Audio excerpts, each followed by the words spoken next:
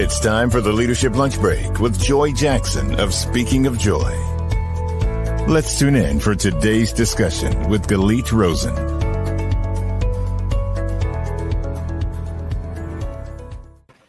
Good afternoon. Good afternoon. Welcome to the Leadership Lunch Break, episode 38 in September. Oh my gosh, it is September 2nd. It seems like just yesterday we were in March. So thank you all so much for joining every single Thursday. I am excited for two reasons, because I met this beautiful lady earlier this year, maybe last year. Thank you so much, Chastity Sanier, for connecting us.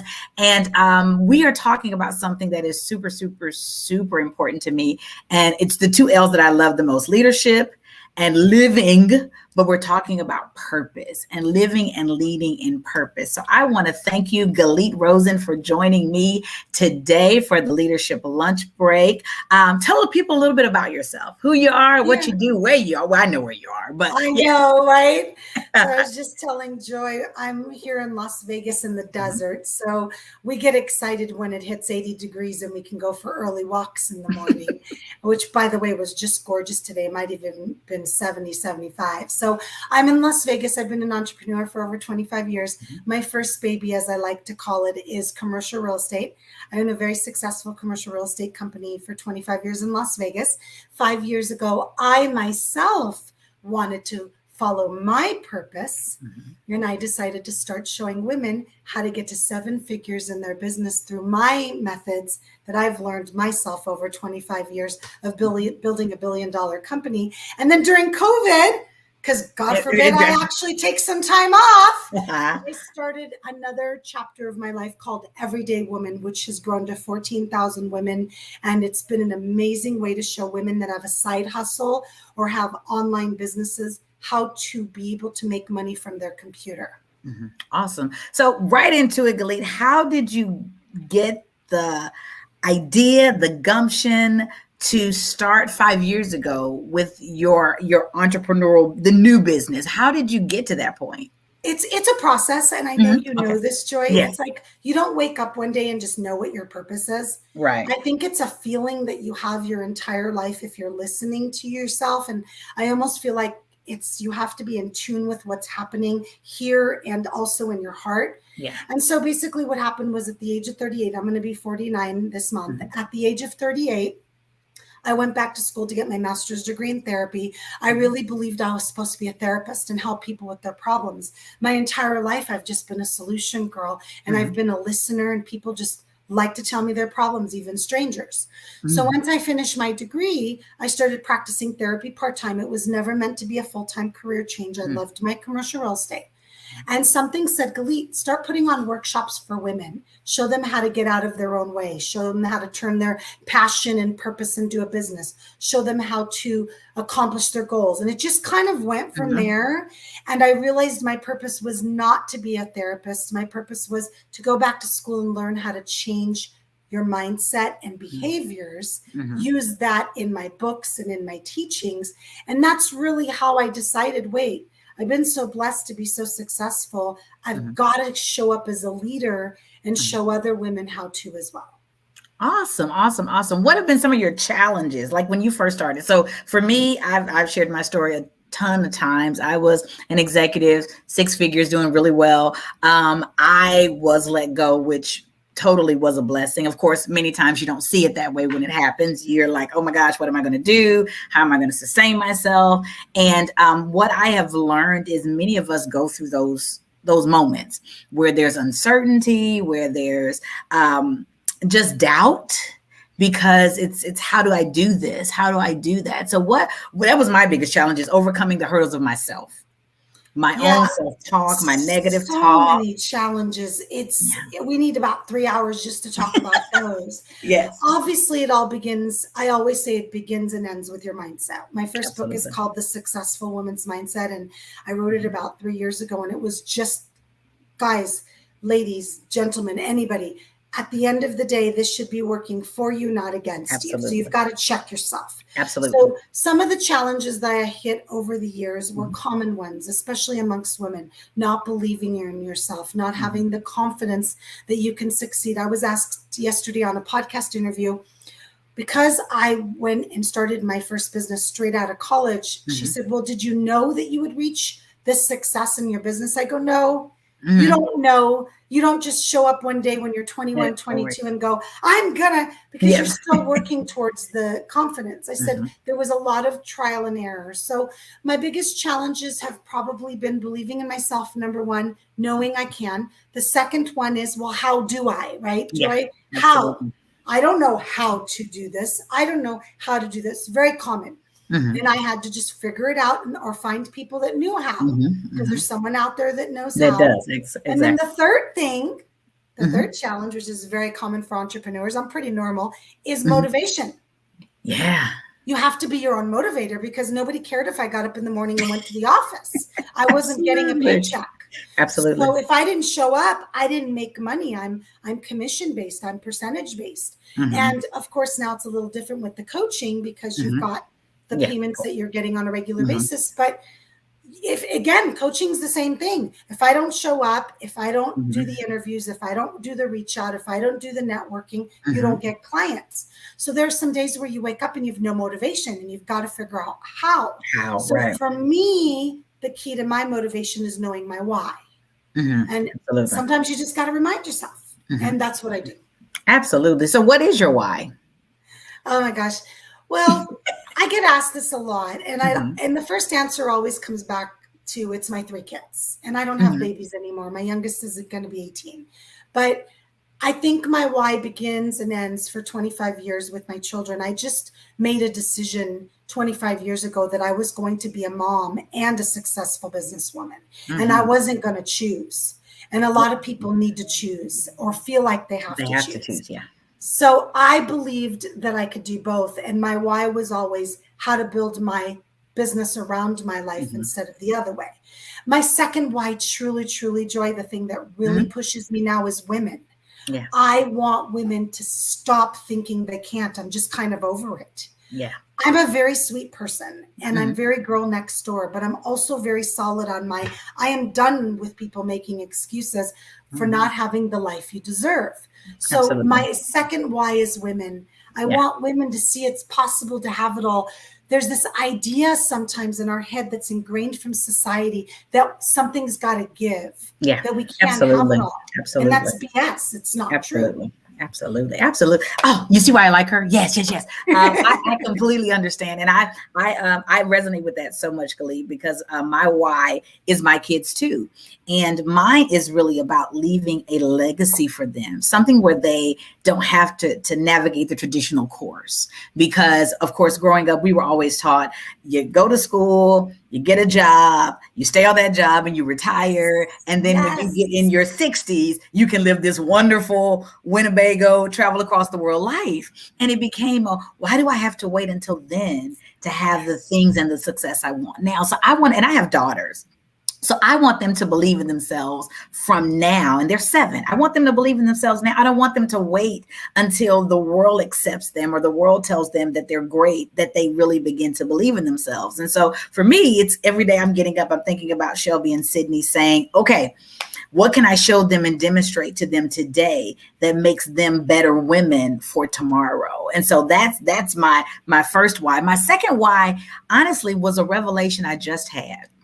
My daughter started school last week, and I feel great being able to walk them to school in the morning without the pressures of sitting in the carpool line. Although I did it for a while, I thought it was really cool, but I'm over it now. But without the pressures of having to drop them off early morning somewhere because I can't be there for them. I'm able to be there when they get out of school. I am able to join the PTO and say I can volunteer. So the freedom of really what I'm saying is betting on myself, because I believe all of us have gifts. All of us have gifts, but very seldom do we really just trust ourselves enough to say, I've got this gift, and come hell or high water, I'm going to figure out how to use it to create the outcome that I want. We still have those so for me, the outcome is really, hey, I get the ability every day to be present and walk my children to school, to be at home with them, to not have to worry about those things, where there's some women who, like you said, have to choose or deal with mommy guilt or, those things, because they're not able to be as present as they want to be in those areas. So those are my two whys. I absolutely. Very similar. And I'm one of those people that when I'm talking to women that want to work with me privately, I always, because a lot of times I'll get people that message me. It happened today. A beautiful woman named Tanisha messaged me today for one of my lives. She's like, Galit, I'd love to jump on a call with you next week. I'm like, yeah, absolutely. And a lot of times these women will get on a call with me and say, I want to be successful like you. And I say, well, what does that mean? Yeah. And then I say, because that's great that you see me as successful, but what is it that you want in your life specifically Absolutely. that is success to you? Because I don't believe in just this one idea. So once I understand, okay, wait, I want to work only 3 days a week so I can be with my kids, or I want to work 4 days a week, but I want to travel while I'm working, or I want to make this specific income every month so I can leave my job. It's very specific to the people that are listening and to the people that want that. And then you build your business or your life around that. Absolutely. So you can have it. And you can actually, and my biggest thing is every woman deserves financial freedom. Every woman deserves to have the things that she wants in her life. And I'm not talking materialistic. Absolutely. I'm talking about relationship, family. And if those are not important to you, I don't care if you want to travel the world. I have one client, Joy. She's never been married, doesn't have kids. She's 40. She's traveling the world. She calls herself a gypsy. And she loves it. And that's what she does. She loves the freedom, and she invests in real estate, and she has this money coming in every month. So figure out what you want. Ask yourself what makes you happy, and then let's get it for you. Absolutely. It's so refreshing that there's a movement, I believe, of women who are in this space, who are now saying, and most of us have done the traditional way, the traditional routes. Most of us have sat in seats in business arenas where we're like, oh, that's really cool. But at the end of the day, I always tell my clients, you're full, but not fulfilled. So you're doing well. I mean, and as the women I work with, hey, listen, we're doing well. There's no real major change. And if life stayed like this forever, we would be fine. But at the end of the day, when you wake up and there's something missing or not fully fulfilled, then that's when you realize, there's more to what I'm doing than what I'm doing. And for many of us, it's accepting that it's okay that we feel that way. So that was the biggest thing for me. I tell people all the time, I've wanted to do this work that I'm doing my whole life. Well, listen, I was so afraid to do it because I didn't trust myself, or I felt like it was not that I wasn't worthy of it, but I wasn't there yet. You wait for the right time, the right moment, the right, instead of just saying, you know what, I'm going to do it. I'm going to do it. And it may take me a while. But I'm going to do it. And we don't give ourselves the permission to just take the leap. A lot of times we'll second guess, and then we have an idea of what success is. And until we take those journeys within ourselves, we don't realize, it would be nice to make this amount of money for the rest of my life. But if I'm sacrificing something else that's just as important, then is that money worth it? Or is, like I tell people, work-life balance, we talk about that, but it's all life. There is no such thing as work in life. It's your life. So what quality of life do you want to have? What do you want out of life? What do you want at the end of the day? When you lay your head down on your pillow, what do you want to have said that you've accomplished? And I know for me, I didn't explore those questions really until I became an entrepreneur. Because I was content in the space that I was in, although I knew it wasn't the space that I wanted to be. And I think a lot of times, Joy, as you know, because you experienced a lot of the corporate world, is we do the things that are expected of us, and then life happens. You get busy. It's not even that you intend to stay there. You intend to keep going in this pattern or whatever it is. And then I have to tell you, I've heard so many stories like yours where you were let go and it was a blessing. Yes. And I almost think it's like a kick in the butt. It's like you're not doing it yourself. No, it absolutely is. Yes. So absolutely. I had it happen during COVID to a few of my clients where they got let go after 20, 30, 40 years. And at first they were freaking out and they're like, wait, I've been wanting to have my own business for my entire life. I guess this means it's time. Absolutely. So yeah, I think it's easy to get comfortable. Well, I think, first we start uncomfortable. Let's be clear. Yes. You get the paperwork and they tell you, thank you, have a great day. You have those moments where, for me, it was a moment of, okay. And then the next day it was, okay. By day 3, I was like, okay, not quite sure what this means. And it took me a while to process it because for me, I associated being let go with rejection. Of course. And so it's also change. Yes. And change is very uncomfortable. Yeah, but the comfortable part that I was talking about is people just going to the same job every day and it's comfortable. I have this one client, she's a VP of a large company. She's been in the same position for 20 years, which by the way, what a great position. Absolutely. She's a vice president of a large company. And we get on a call and she says to me, Galit, I need some guidance. I'm like, yeah, sure. What's going on? She said, well, my boss is retiring and I'm interested in the promotion. I said, well, have you told anybody? Because they just think you're happy. Yeah, absolutely. You've been in the same position for 20 years. Well, have you told someone? Because you really need to tell someone that you're interested in this position. They're not going to ask you because they're going to think you're happy. So sometimes it's even as simple as just making people aware. Absolutely. I just want you to know I'm very happy with my job, but I'm interested in promotional abilities. I'm interested in changing positions or even departments. And that's if you have your own job. Some people, when they have starting their own businesses, a lot of women, they'll start their own businesses while they keep their job. Well, that's just smart. Yes. You got to have money. You do. Absolutely. But it's possible. I've seen a lot of people be very successful doing it that way. No, I agree. And I think the other thing to remember is as women, all of us won't be entrepreneurs and that's okay too. So it's really finding what you love, what you like, what you enjoy and pursuing it. And it may be a corporate job. I've told people all the time, I knew I wasn't a corporate person. I knew it from the beginning. I was able to succeed, but I knew from the beginning I wasn't a corporate person. Now, didn't know that I was going to be an entrepreneur either, because I will also tell people I don't know what I was going to be in my life because I didn't want to be in corporate America. I didn't want to be an entrepreneur. But I knew that I wasn't going to stay, but I do have friends who are engineers who are very successful and that's what they do. And they love it. They love it. And so it's reinventing yourself. It's finding those opportunities that exist. Sometimes it may just be going from one company to another.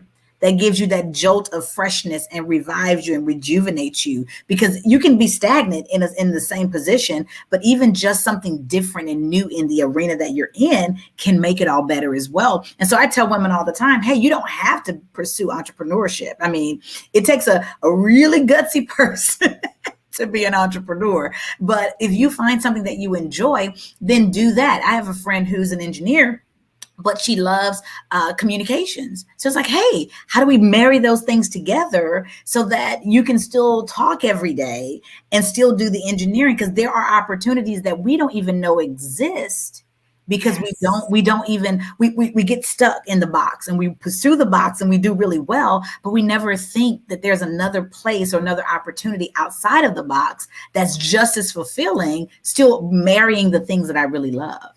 Well, for some people, they are very content. I have a friend that's been working at the same job for 20 years and she's so happy. So it's really just about asking yourself, really having a conversation with yourself and saying, am I happy? And if you're content, great for you. I think it's wonderful, but it is possible to find your purpose. And I get asked a lot, well, how do I find my purpose? And it's quite interesting. I'll use a quick example. I had this woman jump on the call with me. She does numbers for her family business. So they have a family business with her parents and sisters and brothers, and she's in charge of the payroll and the accounting and the bookkeeping. And she lost like something like 150 pounds. And every single post she makes is about working out, about being healthy, about meal planning and all of these things and loving yourself within. And she gets on the call with me and she says, well, I don't know what my purpose is. And I don't know what I'm happy doing. I know I'm done with numbers. Yeah. And I never tell people what it is. Yes. No. I agree. So I say, well, what do you love to talk about till you're blue in the face? And no one pays you $1 to talk about it, but you want to talk about it all day long. Absolutely. And of course, it was obvious. Now, she ended up never doing anything with it except for, excuse me, I apologize. She posts every single day. She shares her journey. She inspires everybody. She just decided not to do it as a business. But it is possible to turn those passions into a purpose and then turn your purpose into a financial business. It is so possible. There are so many people out there that don't know how to do the things you know how to do. And that's what you mentioned about each of us has a gift. Each of us are good at something. The problem is that a lot of women don't recognize they can get paid for that. And they can't. Absolutely. No, that's really, really good. And even if we don't, and I always go back to this with me, is you have your purpose and you know what it is. You're pretty good at defining it, but then you look at everybody else who's doing it. So then you disqualify yourself because you're like, oh, well, they're already 20 by people. Comparison. Yes, by comparison. There are already 20 people doing that. So if 20 people are doing that, surely there's not another space for me. And so what I always encourage people is there is a space for you. If it's your God-given purpose, then there's a space for you. There are people waiting on you. There are opportunities and doors that were only created for you. But a lot of times we compare and say, well, I'm not a Galit. I'm not a this. I'm not a that. And so I look at myself, and this is not me, but I look at myself and say, oh my gosh, if I'm talking to someone and I see how great they're doing, oh my gosh, I can't possibly do that. Or, oh my gosh, she's got this many followers. I've got this many followers. Oh my gosh, I'm not going to be as successful. And so we talk ourselves out of starting over, beginning, recognizing that you can get paid for it because we're like, oh, people are paying thousands and hundreds of thousands of dollars for speakers. Nobody's going to pay me. And I get a lot of people who say that, well, nobody's going to pay me to do this. No, they will. But you have to have the confidence that you're worth it and that you have, and that you're bringing something to the table. So many times I think we look at our circumstances around us and disqualify the imposter syndrome. Nobody knows what I've been through. Oh my gosh, who would ever listen to me? I'm just and we put those labels on ourselves so much so that we never get started. So what do you tell women who do that? Yes. It's safer. It is. Absolutely. One of the other things that stops a lot of women is fear. Yes. And I don't know. I work a lot privately with women. Men, I work in my commercial real estate business, so I don't experience the things that they do or learn about them. So I can speak to women, and of course, being one, I can speak from experience, but fear is a big one. Absolutely. And fear is actually probably the reason why people think they're not worth that, and then value. You don't know your value. Well, one of the exercises I have my clients do is I want you to go out and find 5 people that do what you want to do, or else do what you do. And usually they come back and they're ready to quit. Now I do this on purpose because they've got to face that. So I say, okay, I want you to put together a spreadsheet with their names, the links to their websites. I want you to sign up for their newsletters. And I want you to check them out on social media. And I want you to come back for the next session we have. Let's talk about it. Well, they get on the call and they're ready to be like, I'm done. Yeah. I am not. What are you, I'm crazy? Done, yes. You think I can be a financial coach? Oh my gosh, there are so many amazing women out there that are more qualified than me, that have more social media following, and they come up with it. So I say, look, I had you do this because I didn't want you to be fearful of who's out there. I want you to know who's out there, because now you're going to make it your own. So let's figure out what makes you unique, because everybody's unique. Absolutely. And how can we put that forth and out there? Because there are going to be people that want to work with you that'll never work with Joe. Absolutely. And never work with Joan, because that's your personality. So that exercise is terrifying, but so eye-opening for people, because you have to recognize that there's enough business out there for everybody. Absolutely. These women are not your competition. They just tend to also be good at what you're doing. Mm-hmm. That's good. That's good. And all of us have a unique spin on what it is. There's nothing new under the sun. So, coaching is coaching. Financial planning is financial planning. I mean, it's all parenting is parenting now. Yes, it's all different in how we interject, but it's all the same. So it's really saying, who am I? And I think that's part of the challenge too, is figuring out who you are, because you don't look, sound, interpret, lead, manage, direct like anyone else. You are uniquely you. And when you recognize that, then you start to not be as afraid or feel as inferior, because you recognize, well, because I do it all the time. I love to speak and I listen to people and I'm like, oh, that was really good. And immediately I start to think, and if I were doing it, I would have said this or this. And that reminds me, and not in a competitive or critiquing way, but it reminds me, hey, Joy, you have something unique to say too. And you can see it and you understand, you would have added comedy here. You would have done this. And that's the way I remind myself that I am unique and that I am different, and that I do have the ability to do the same thing, just in a way that looks like Joy. Yes. And I'm comfortable with that now. When I first started, I wasn't. When I first started, I did that. I looked at everybody else and I was like, oh my gosh, okay, listen, how am I going to be a coach? Yeah, I know I'm a great speaker, but how am I going to get people to believe me? And I looked at the big names. And the other thing that we forget is they weren't always big names. Every business started at the beginning, whatever the beginning is, yes. At the beginning, and it doesn't mean that it has to be small, but everything started at the beginning. And a lot of times we forget that everything had the beginning. And the beginning, if you ask any entrepreneur, is pretty much the same story. Oh, yes, it is. Some of us are better at faking it than others. Yes. I think that's probably a key. And then the confidence piece is a learning piece. I will tell you, one of the most simple methods that have helped me so much is twofold. Number one, I stopped caring what other people thought. Yes. When you get to that level and you stop caring. Yes. And then number two is, I'm just not everybody's cup of tea. And when you accept those things, you recognize, instead of focusing on the 1% out of 50 that you walk into the room and that one person doesn't like you, and you focus on the 49 that do. Absolutely. Things change. Oh my gosh, Joy, I've had people can be really mean. And I've had such silly things happen to me over the years, because the more public that you become, the more people are mean. Absolutely. And it's just because they're not your people. And so I had things like, one day I posted a Facebook Live. I do a lot of Facebook Lives. And this woman posted, which I kind of knew indirectly from a workshop that she came to, made no sense. She wrote, "What's that blonde thing on your head?" It made no sense whatsoever.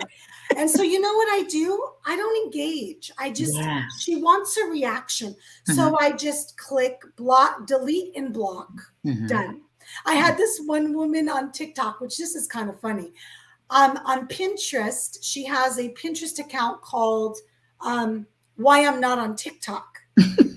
And she posted 10 of my TikTok videos. Oh, wow. Okay. And I thought, okay, well, yeah. So you can't allow other people's opinions of you to hurt you, because if they do, you've got to look at yourself. And typically, if other opinions of you hurt you, it's because there's something within you need to heal. Absolutely. So I've learned over the years how to stop allowing, of course, it's not 100%, I'm human. Yes. How to stop allowing other people to have the power over my emotions and giving them power over hurting me. And they don't really deserve that. So that's really good. When you get to that point, it's easier to be public. It's easier to put yourself out there. It never gets 100% easy because we're humans and we're emotional. Yeah, absolutely. No. That is, well, you're helping me. So thank you. Because that's absolutely, that's the space that I'm in right now is really, I know. So confession is good for the soul, they say. My best friend says bad for the reputation, but good for the soul. I am an only child. And so being around people is how I get my energy and my fuel. That's how I get it. And so it has if unchecked, it turns into people pleasing. That's exactly what it is. And I call it what it is. So for me, it's really imperative in a lot of ways that people accept me. And so I am learning through entrepreneurship, through relationships, not just this last year, but just being in a space where I'm realizing, oh my gosh, what I put value in other people was value that I needed to have in myself. So rather than spend all my time trying to make sure I get the claps and the head nods and the acknowledgments, I now recognize, you know what, Joy, if you love it and you did your best, because that's what I'm telling my kids. It's like, well, I'm telling my children this, but I'm not believing it. But if you love it and you've done your best, then who cares? What, and we teach sticks and stones may break. We teach that to our children, but as adults, we grow up and forget that. So we spend our years trying to really, and Jennifer Hall says, stop allowing other people to have power over your emotions. But we do, and as adults, I think we become a little more sensitive to that. So our skin is not as tough as we've taught our children to have. And so for me, that's been something, and it's caused me to be concerned about being vulnerable at times, because with vulnerability comes exposure. With exposure comes feedback. Yes. So Joy, you know that I get paid to speak, and I've spoken all over US and Canada. And during COVID, I've done all virtual. I actually have had 3 in-person speaking gigs this year. So thankful. But one of the things that happens to me, which is sometimes different than most speakers, is before an event, I'm not nervous. Mm-hmm. I have anxiety after the event. Okay. So I was at an event 2 years ago before COVID. I spoke in front of 350 people at an awards, and I was sitting down. I didn't know anybody. I was sitting down at dinner and talking, and they're like, "How can you eat?" I go, "I had a full course meal." Then I went up on stage, did my thing, left, went home, and I'm in bed, calmed down, and I look at my man. I'm like, "Honey," and I start freaking out, like, "Oh my gosh, did I do a good job? Yes, what did I do?" And I had it recorded, so I was able to see it afterwards, and I was just being ridiculous. So each of us have our own thing. It's not a matter of being able to stop the concern or stop the thoughts completely. We're human. It's more about, do we allow them to stop us? Absolutely. And I just made a decision years ago that I was like, I'm not allowing my thoughts to work against me. They can do their thing, and I'm still going to go do it, even if I pass out. But I'm still going to do it.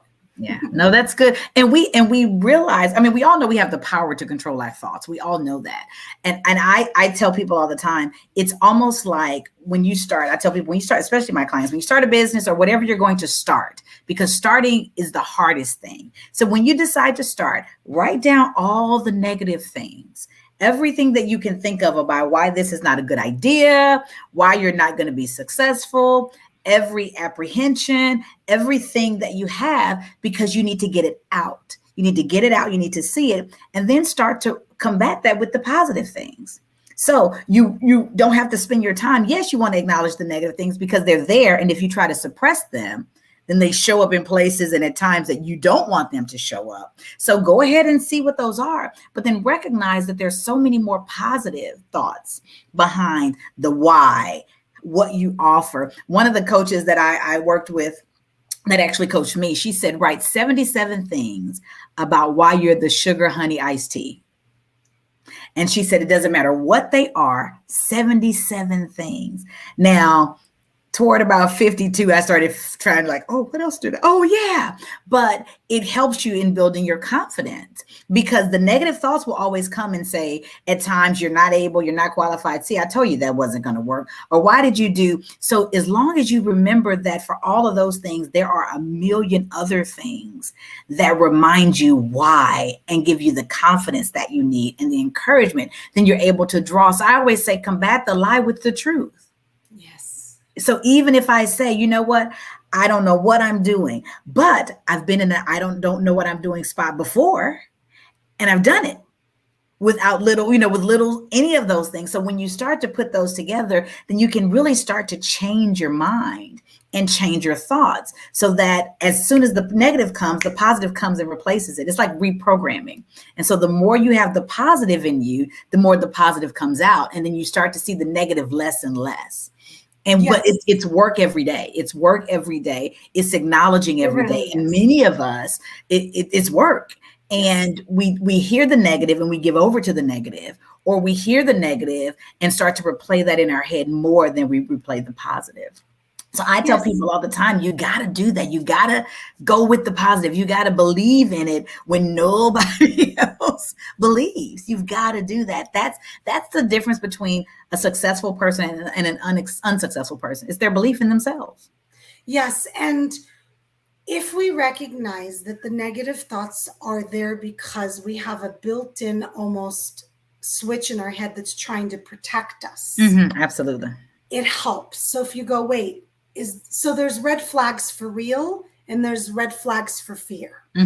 So the red flags, I always use this as an example. If your brain is telling you don't walk down that dark alley in the middle of the night, probably you should listen. Yes. But if your brain is telling you don't take that speaking gig, you probably should ask yourself why. And then you have a talk with, it's almost like you have to have a talk with yourself. Absolutely. Say, look, Absolutely. I got this. I know this feels scary. I know this is something you haven't done before, and I can understand why your body's reacting this way. And by the way, ladies, this is me talking to myself. And I say, yes, you've got your palms are a little sweaty, your heart's beating a little bit faster, your mouth might get a little dry. Take some deep breaths and say to yourself, why am I really saying no to this? And then if there's a specific reason and it really makes sense, great, say no. But if it's based on fear and anxiety and the uncomfortable, you've got to ask yourself what kind of life you want to live. And if that's the kind of life you want to live, you go right ahead. But I personally am choosing not to live a life full of fear. I'm personally choosing to live my best life. And that's what I want every woman to do, is live their best life. And honestly, I hate to break it to you, but if you want to live your best life, it's going to get uncomfortable. Absolutely. Fear is going to show up and your brain is going to try to stop you. Yeah, Absolutely. Absolutely. And there are going to be some things that don't go well. A lot of things. For a lot of us, the fear of failure or it not working out is one of our biggest challenges. So we spend our time saying, oh my gosh, well, if it doesn't work out, then it's just exactly what I thought it was going to be. Instead of saying, you know what, if it doesn't work out, that's okay too. That's a lesson that I've learned. That's an opportunity to grow. So it not working out is just as good as it. Now I want it to work out, but I have to have those lessons of it not working out or working out the way I expected it, just so that I have the stories. So now I can empathize, because it's hard to coach women if you've never had the issue that they have had. It's hard to, we can theoretically give people information all day, but if I've never said I started this business and it did not work, then I don't have the lessons to be able to say, I understand how you feel. I understand the fear of failure in you, because guess what? It happened to me. I didn't get it right. I wasn't super successful, but that's okay. Here's what came out of that. Here's what I learned. I think the best lessons come from those moments. Instead, the successes are great, but everybody can see the successes. But it's in those moments where we were afraid, where we actually persevered. So you can say now, hey, this is the conversation that Galit has with Galit. You know why? Because I know what it's like to be in fear. I know what it's like to be afraid. And that's what people are drawn to. People who say, I get it. I've been there. I understand. Here's how I overcame. Here is what I did. Here are the steps that I took. Here are the strategies that I used. And even some of those didn't work out, but I know those things. And now I can share those with you. And so the more we're able to share those things with people, I think the better our businesses are, but more importantly, the more we have the purpose. We are able to give people that, because if I can sit and say, I did this, and this, now you go. That's a great method, but it doesn't show the full scope of what's going to happen. So being able to say, here's what I did, but in between those, here's some things that happened. Here's some challenges. Here's some mistakes. Here's some conversations I had to have with myself. Here's some things that, welled up inside of me. So I get those too. So that's why I got the 4 steps, because I got 20 that didn't work. Yes. And I think it's also important to remember that in the reality of the human race, you can't know what success is if you don't know what failure is. Absolutely. You can't know if something works if something didn't work first. Absolutely. Our best, most amazing inventors in history and those that have done things that have changed the world had a lot of failures first. Absolutely. And some of them only had failures. And the next person learned from their failures. Absolutely. So you just recognizing the failure is part of the path to success. I know there's a meme out there that says that somewhere. It's so much easier than thinking it's going to be this green light, go all the way. Yes. It's not. I don't like to say that you've got to go through hardships to be happy, because that I don't believe in. I believe you can be happy and choose to be. But I think with success, you've got to understand what failure is to appreciate it. That's good. Sense. That's very, very good. And a friend of mine said this one time, and I thought it was really important. He said, you know, everybody talks about red flags, red flags, red flags. And we say, you know, when you see a red flag, avoid it, avoid it. He said, but we don't spend enough time on the green flags. Yes. Because there are enough green flags that will combat the red flags. But we never think about that. We're so, I mean, think about it. In relationships, what are the red flags? In a job, what are the red flags? We're always looking for, we're always looking for, instead of fear, Joy. That is, we're absolutely. Scared that things are going to fail. We're scared that something's going to go wrong. And I'm telling you, I've learned it over and over again. First of all, there is no perfect, get over it. If you think something exists that perfect, you're wasting your life. Absolutely. But when you focus on that and you're looking for that, that's what you're going to see. You know, what is that? The yellow car thing. You know what I'm talking about? Joy? Remember when we were little and we didn't have technology? And our parents would put us in the car and drive us across country for trips or to the other state. You'd be like, oh, I'm going to just look for the yellow cars. Yes. And that's all you saw. That's true. That's absolutely true. That's till today, sometimes I'll still do it today. I'll be like, I'm just going to look for red cars. Yeah. And then I'll only see red cars. Yes. It's because of our brain. So if you tell your brain, where's the red flag? And again, we're talking about normal business stuff. Like we're not talking about crazy stuff going on. And no. Right. Step away from red flags. Yes. But if you keep saying something's going to go wrong, what's going to go wrong? I'm looking for something that's going wrong. Well, hello. That's all you're going to see. Absolutely. No, that's good. That's so good. And it's perception, it's purpose. I mean, there's so many things that help us and can hurt us at the same time. It's really all about our perception. How do I look at a situation? How do I look at a no even? How do I look at a no callback? How do I look at that? Because for me, I have to tell myself, here's the conversation I have with myself. Hey, Joy, the no is not a no to you. It's a no to what you're offering. And all that means is either you're not their cup of tea or it's not the right time. I say next. Yeah. Right. I'm at a point now where I just go next. Yeah. I can't create. Yeah, you can't create this place, but it's so normal. I remember when I first got started in the coaching world, even after 20 years of sales and so much success in real estate, commercial real estate, I had 60 phone calls in the summer because I was like, everybody that reaches out and every potential client and 60 calls and not one sale. Yeah. Best experience of my life. Yeah.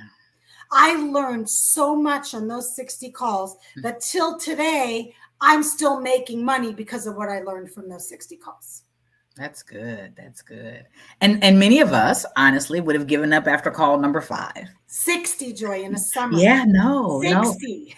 That no, but and 3 minutes each. But for many of us, it would have been call number 5, and we would have started over, done something different, said that's not for me, instead of pursuing. And I think that for me, that's my biggest talk to myself is continue to pursue, because if it's purpose, it's coming. It is. It's coming. The doors are open. The people are there. The opportunities are there. It's just you needing to press. You needing to continue to go and trust it and know that it's there. Know that it's coming. Know that it's available. If you just get over that next, whatever that is, that's keeping you from saying, because and I always tell people, you're one yes away from everything.